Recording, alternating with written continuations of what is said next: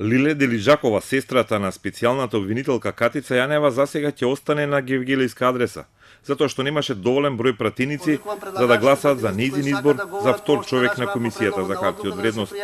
Опозиционата ВМРО-ДПМН жестоко ја искритикува Делижакова, чиј избор во комисијата го оцени како несоодветен, бидејќи немала ниту доволно искуство во финансискиот сектор, а ја обвинија и дека два пати била казнувана дисциплински додека работела во царината.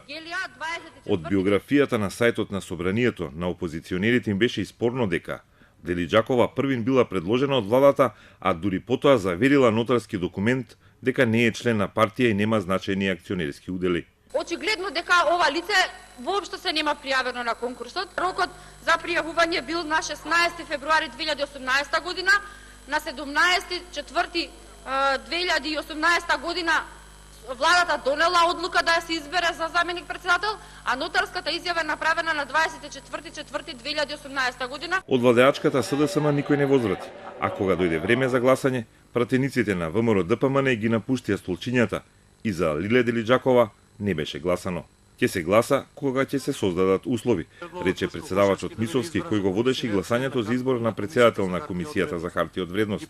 Но Раалити во наредните 5 години ќе ја води комисијата. Мнозинството смета дека таа е и стручна и непартиска, иако до 2016 година беше пратеничка од ДУИ.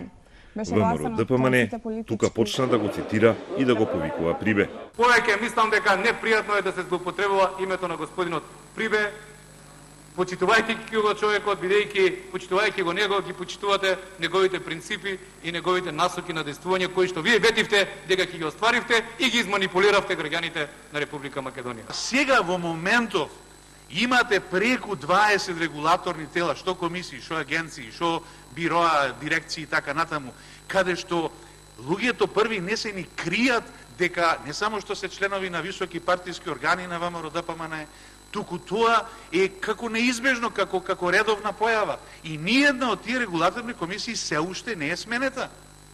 Значи, за какво партизирање зборуваме? Пратениците успеа да изберат Алити и уште еден член на Комисијата за хартија од вредност, која е независно тело за надзор на берзата и пазарот со акции.